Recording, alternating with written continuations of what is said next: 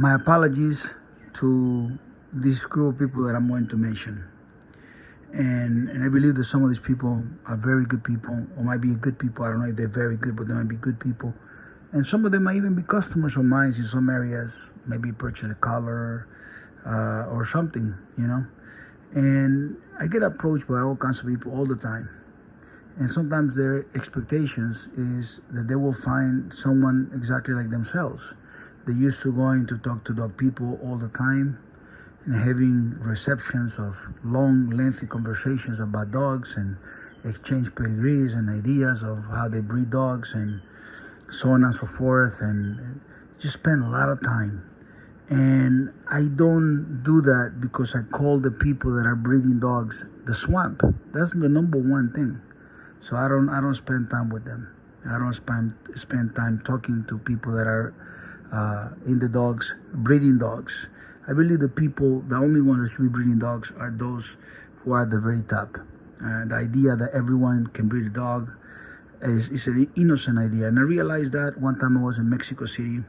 I delivered this puppy to a friend of mine. Is very rich person, multi-millionaire, owns gas stations all over Querétaro, all over Mexico City. Their setup is incredible.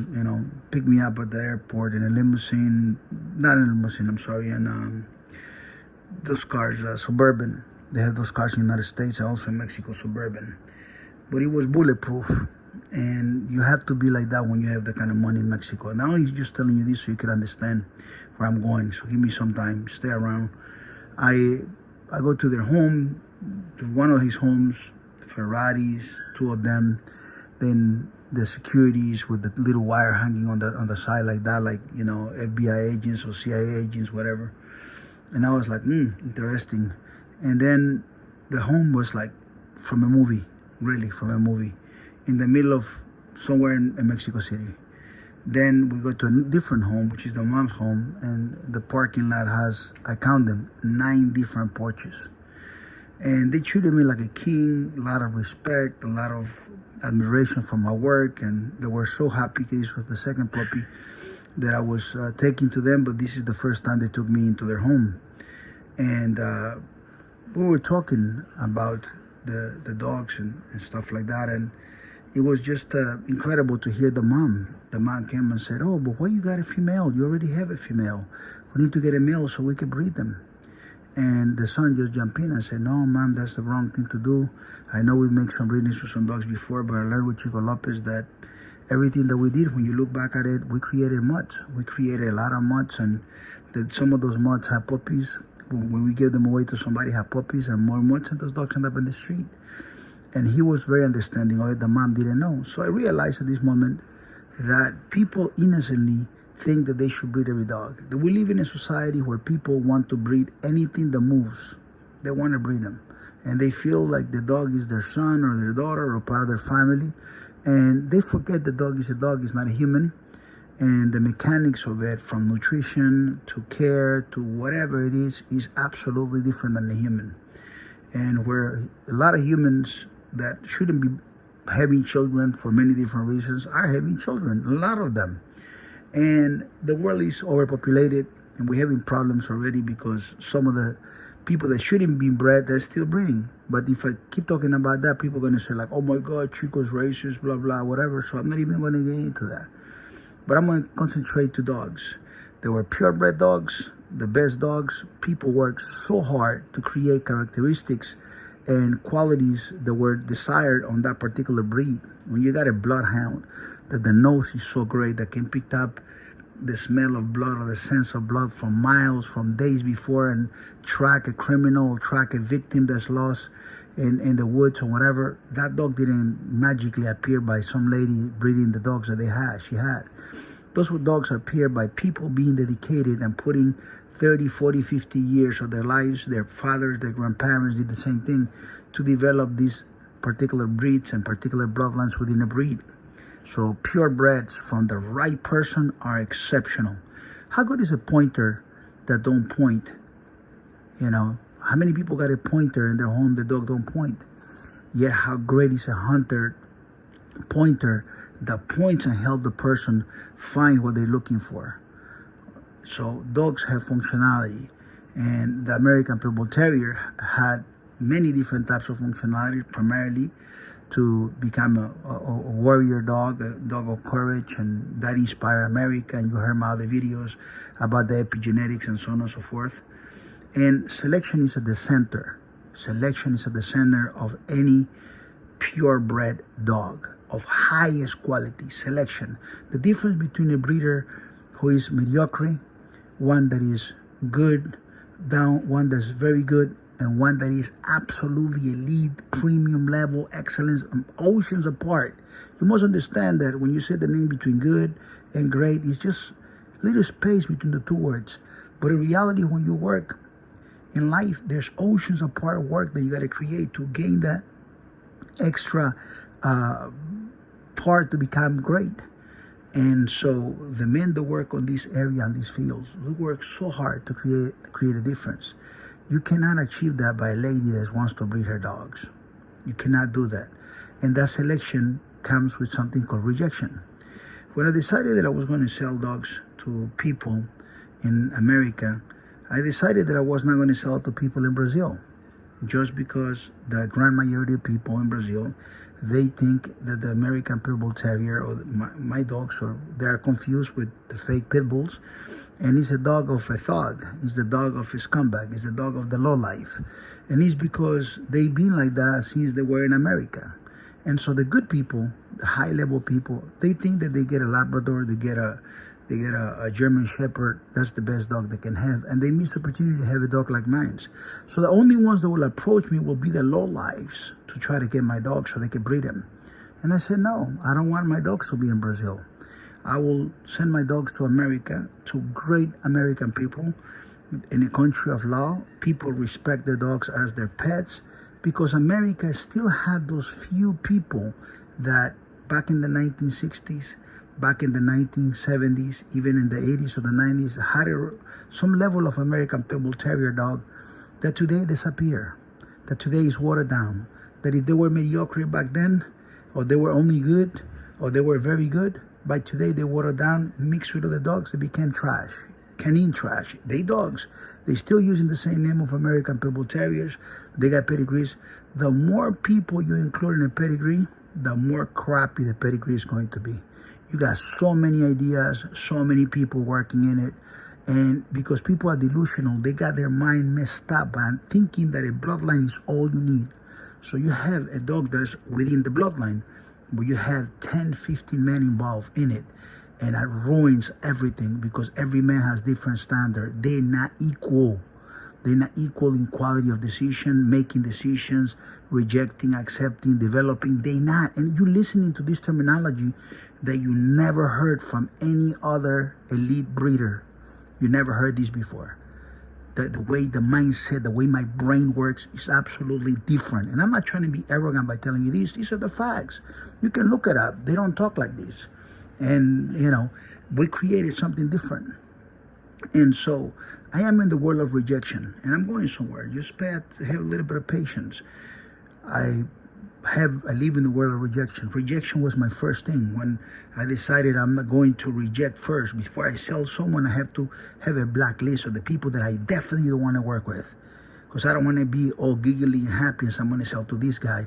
And then I'm not going to sell to breeders, doggers, so-called fake dogmen, or even real dogmen, whoever. I'm not going to deal with that community. Show dogs, show people attached to the idea of they can breed, and they already been breeding dogs for years. Those guys, unfortunately, there are a lot of good guys in the field, but they've been doing the wrong thing for a long time, and that's why they don't have great dogs. If they ever ask themselves, I love Chico's dogs, why my dogs are not as good as his?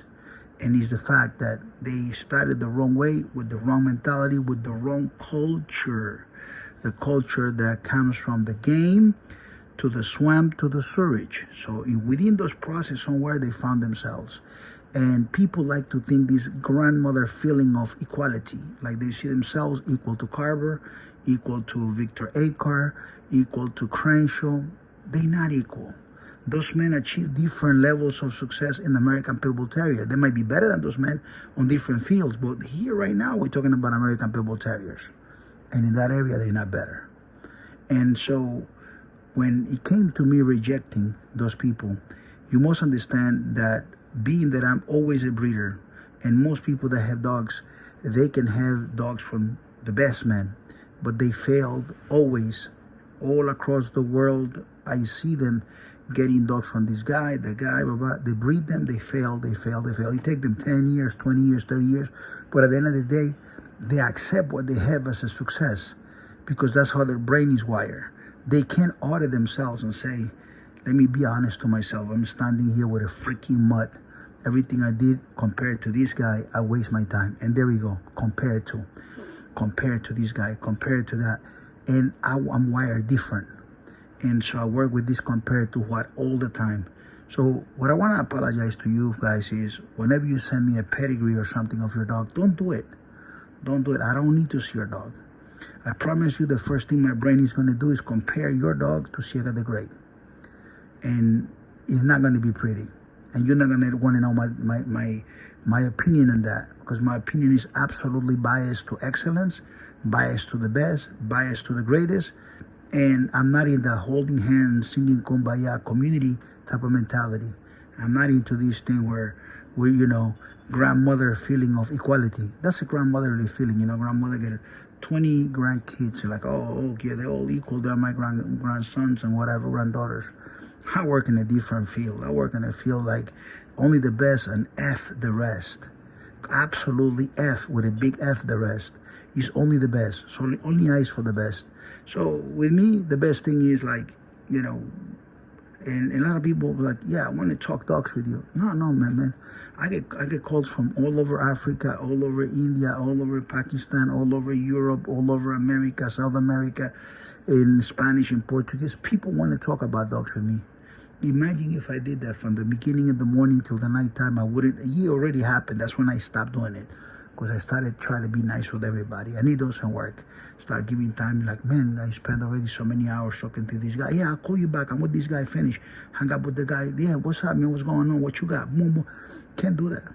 So I create this type of content right here that you're listening to right now to reach out the people that are fans of myself, of my journey, fans of what we do, and they want to learn. And I want to add value to you. I do want to add value to you. Most people, I don't want to sell them a dog, for sure not. But at least I want to educate them. I want to add value. I want to put a different perspective. And there is brand new people coming into the dogs, young people that are listening to these 14, 15-year-old, 20-year-olds, 25-year-olds, first time coming into the breed. And I become an option. They're going to run into the swamp, most of them first, because the swampers are way more than me. There's many of swampers. They listen to the swampers, their spiel, how they talk, how they, whatever. They run into me, they start to see this guy is different. This guy is on another level. And what happens is the winners can't hear when winners talk, and they talk the same way or very similar way, because the process to winning for Michael Jordan is very similar to the process of winning for Messi or Tom Brady. It's the same process, same principles. The principles are the same. And so when they listen to what it took me to develop my dogs, they understand those principles. And they're like, yeah, this guy is different. Yeah, I like this. I like what he stands for. And those guys that appreciate that, they're willing to pay what I want for my dogs. They find it to be extremely fair. By the time they get one of my puppies, the value is tremendous. And so the swampers of all the time, the swampers forever, that being in the swamp, I reject them. I don't talk about them, And if you come and ask me about one of those guys, you put him in a bad position, because I'm going to throw you a rafaga of all facts about why those Fast and the Furious breeders of the swamp and the ones that continue to keep dog fighting alive by selling them dogs, those guys are not good. So just want you to understand this, and want you to comprehend my point. I live with it compared to what activated all the time. So when you send me the pedigree of your dog that you love, that you like, I don't want to offend you. I don't want to tell you that the dog is not good. I don't want to tell you that I don't like the dog. I don't want to do that. One of the reasons why I stopped going to dog shows that nice people invited me is for the simple fact that whenever I gave the ribbon for first place to a dog, even though I didn't like the dog and it was the best dog in that show, because that's what it means, the best dog in that particular show. And if there were 100, 200 dogs, he'll be the best out of 200. But when they get the ribbon from Chico Lopez, that becomes the best in the world, automatically. It's the best. Chico approved it. And that becomes a point of sales, that become a point of selling puppies and promoting their dogs. And I didn't agree to that. I only agree that you are the best among the dogs I showed today. That didn't mean that you are the best in the world. And so it is a little difficult, right? Because I got to protect the main thing. And the main thing is the process, the framework, only the best. And by protecting only the best, I can't do that. And so if someone sends me a pedigree, automatically I'm going to compare it. With that compared to what? Mentality. To Ciega the Great. To the Backman. To Awesome Buck. To those dogs. My mind automatically does that comparison in 2 seconds.